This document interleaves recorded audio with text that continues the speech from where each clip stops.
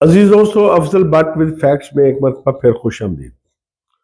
और हमेशा की तरह हमारा ये दावा कि हमारा ये प्रोग्राम गैर जानबदार है। इसका मकसद ना किसी सियासी जमात को प्रमोट करना है, ना किसी सियासी जमात की किरदार कुशी करना है। लेकिन आज हमारे पास आपको बताने के लिए बहुत सी खबरें हैं। और सबसे इम्पोर्टेंट खबर तो आपने सुनी होगी, लेकिन उस खबर के हवाले से हम आपको बताएंगे कि उसके असरात पाकिस्तान की पॉलिटिक्स पे क्या होंगे। वो खबर है पाकिस्तान तहरीक इंसाफ के 9 मई के वो लोग जो मुख्तलफ फौजी तनसीबात पर जिन पर हमलों का इल्जाम था, उन्हें आज फौजी अदालत से सजा सुना दी गई है। इस सजा के बाद पाकिस्तान तहरीक इंसाफ और इस्टेब्लिशमेंट के दरमियान जो बातचीत चल रही थी उसका क्या बनेगा। हुकूमत और पीटीआई के दरमियान जो मुज़ाकरात का खेल चल रहा था गुज़श्ता 1.5 हफ्ते से, उसका क्या होगा। इसका इंटरनेशनल रिएक्शन क्या आ सकता है और पाकिस्तान की आइंदा की सियासत पर इसके क्या असर मुरतब हो सकते हैं, इससे हम आपको आगाह करेंगे। इसके साथ साथ आपको पता होगा कि आज जितने लोगों को सजा दी गई वो सिर्फ पीटीआई के आम कारकुन हैं, गरीबों के बच्चे हैं। इनमें से ना कोई काउंसलर है, ना कोई एमपीए है, ना कोई एमएनए है, ना कोई लीडर है। ये सारे आम खान साहब के दीवाने हैं। लीडरशिप कैसे बची और कारकुन जो है उनको सजाएं कैसे मिली, इस बात से भी हम आपको आगाह करेंगे। और तीसरा, जैसे मैं आपको बताया कि खान साहब ने पहले ही कहा था कि इतवार तक अगर कमीशन ना बना तो फिर सिविल नाफरमानी की तहरीक आएगी। अब कमीशन तो नहीं बना 9 मई के हवाले से, लेकिन सजाएं सुना दी गई हैं। खान साहब का रद्द-ए-अमल क्या हो सकता है। और इसी तरह 190 मिलियन पाउंड का जो मामला है, आपने को पता है कि वो जजमेंट रिजर्व हो चुकी है और पॉसिबल है कि वो पीर या मंगल को सुना दी जाए। उसके क्या चांसेस हैं, ये आज के अहम मौजूआत हैं।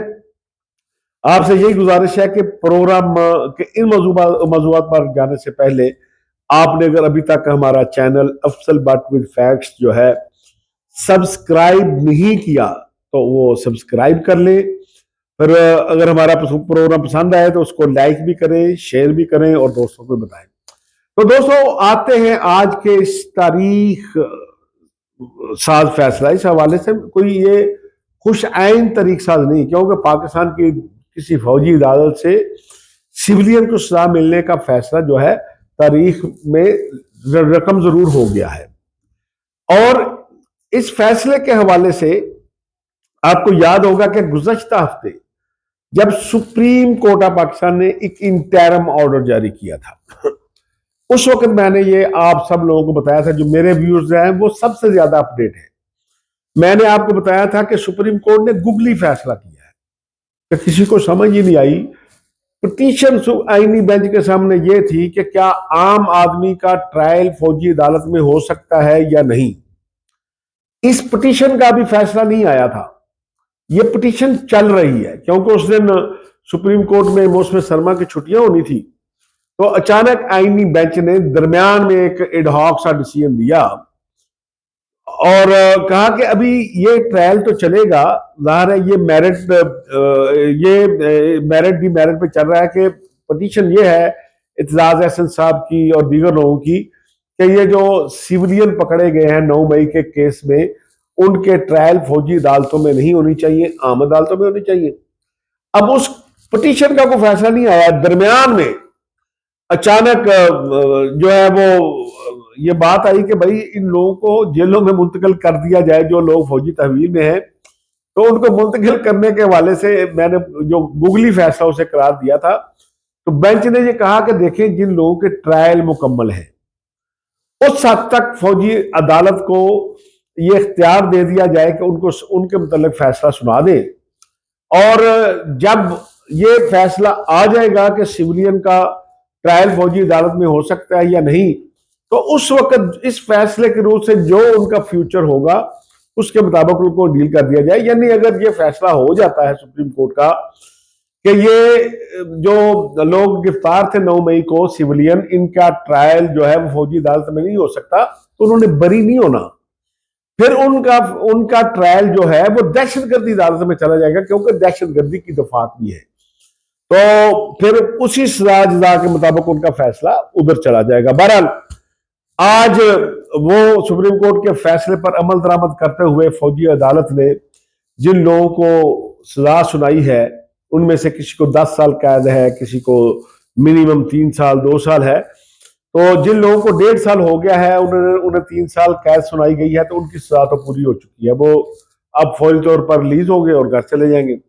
और वो लोग जो 1.5 साल से फौजी तहवील में थे, अब सजा सुनने के बाद उन्हें उनके शहरों में जो सिविल जेल्स हैं वहां भेज दिया जाएगा, तो अब वो फौजी तहवील की बजाय जेलों में चले जाएंगे। लेकिन जो बात इससे भी ज्यादा इंपॉर्टेंट है कि ये तमाम लोग जो पकड़े गए हैं, ना किसी ने एमपीए का इलेक्शन लड़ना है, ना एमएनए का इलेक्शन लड़ना है।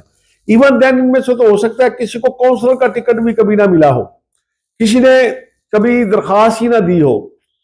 तो फिर वो सब लोग जो कुछ गिरफ्तार हैं, जिन पर मुकदमात हैं, आज वो उनके मतलब बहस होती रही कि वो किधर गए हैं भाई, क्या कोई डील हो रही है, कोई ढील हो रही है, या पीटीए की क्यादत के साथ जो बातचीत चल रही थी उसका नतीजा है कि ये अननोन है, गरीबों के बच्चे हैं, मजदूरों के बच्चे हैं, टांगना है टांग दो, छोड़ना है छोड़ दो, लीडरशिप को कुछ ना कहना। आज सारा दिन ये बहस चलती रही। लेकिन जिन बाद कानूनदानों से बहस हुई, उनसे मैंने जब ये बात पूछी तो उन्होंने कहा कि देखें, जितनी भी पीटीआई की लीडरशिप है उनमें से किसी पर भी आज खुद तोड़ फोड़ का इल्जाम नहीं है। उन पर यह है कि लोगों को उकसाने का इल्जाम है, क्योंकि आप अगर 9 मई का वाकया भी देखिए, अफसोसनाक वाकया है कि उस दिन कोई लीडर जना हाउस में नहीं था, कोई लीडर जीएचक्यू में नहीं था, कोई लीडर कोहाट में नहीं था, मियांवाली में नहीं था, आम बेचारे वर्कर थे। लीडरशिप ने कहा या नहीं कहा यह भी साबित होगा। तो उन्होंने कहा कि क्योंकि लीडरशिप खुद मौजूद नहीं थी, उन पर इल्जाम यह है कि उन्होंने लोगों को उकसाया। उनकी बारी बाद में आएगी, ऐसा नहीं है कि कहीं ने कोई डील के नतीजे में को फौजी अदालत ने सजा नहीं दी, इसलिए जब उनकी बारी आएगी तो फिर उनसे मिलेगी। अब इन फैसलों का, आज के इस फैसले का इंपैक्ट क्या होगा? आप जानते हैं कि इमरान खान साहब ने तो वैसे ही एक मुतालबा कर रखा है कि अगर इतवार तक 9 मई के हवाले से और 26 नवंबर के हवाले से अदालती कमीशन ना बना, तो उन्होंने धमकी दी हुई है कि मैंने उस वक्त सिविल नाफरमानी तहरीक का आगाज कर देना है। अब कमीशन बनना तो दूर की बात है, अब तो सजाएं सुना दी गई है। और डेफिनेटली बाकी जो लोग हैं, जो लीडरशिप है, जिनको उकसाने का इल्जाम है, उनके केसेस भी रेडी होंगे। इसी तरह आपको पता होगा कि अलकादर ट्रस्ट यानी 190 मिलियन पाउंड का जो केस है, उसके हवाले से भी अब जजमेंट महफूज हो चुकी है। आपने सुना होगा कि आप लोग कहते हैं कि जी बहस हो गई है, अदालत ने फैसला महफूज कर लिया है, और वो फैसला किसी वक्त भी सुनाया जा सकता है। हो सकता है कि मंडे को सुना दिया जाए, ट्यूसडे को सुना दिया जाए। तो अगर वो फैसला भी आ जाता है, जिसका इम्कान बहुत ज्यादा है, क्योंकि मेरे जो रेगुलर सुनने वाले हैं, मैं उन्हें बार बार कह रहा हूं कि पीटीआई इन सारे मामलात को लिंगर ऑन करना चाहती है 20 जनवरी तक, कि ट्रंप के हलफ उठाने तक किसी तरह बातचीत पर गुजारा किया जाए, टेबल पर बैठने की बात की जाए।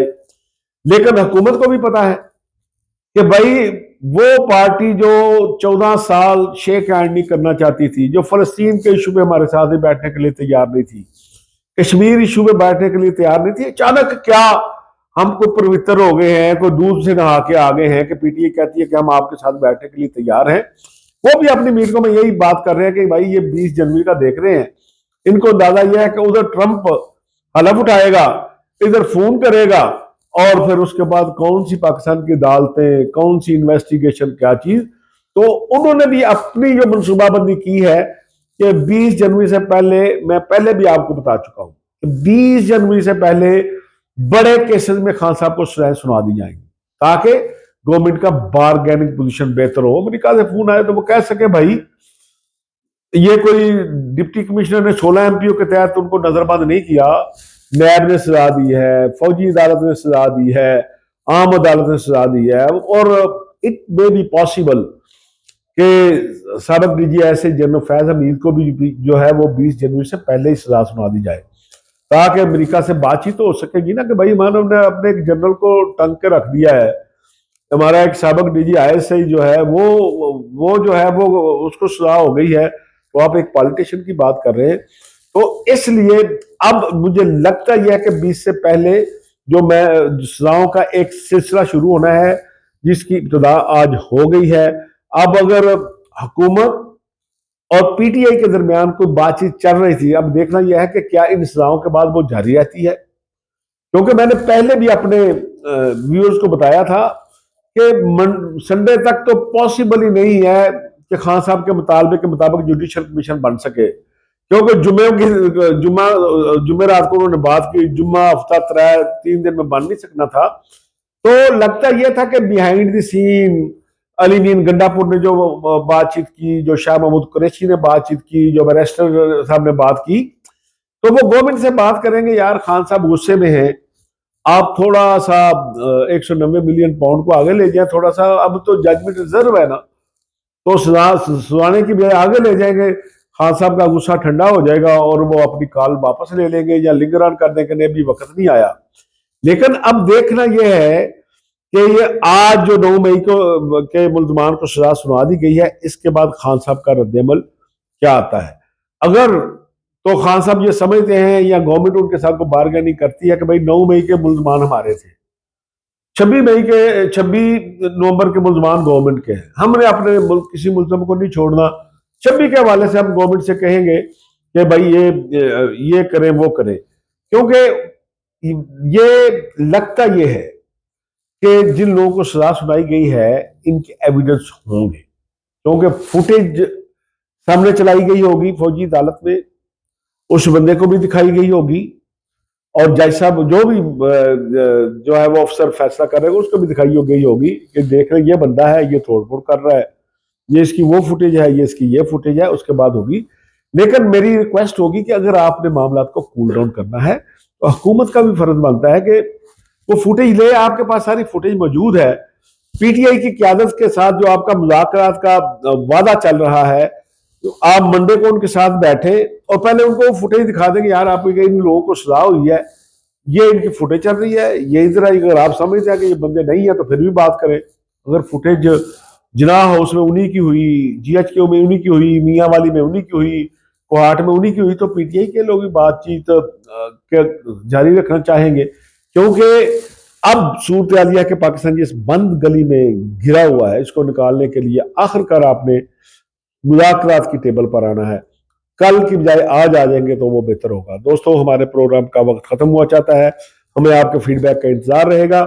इजाजत दें, अल्लाह हाफिज।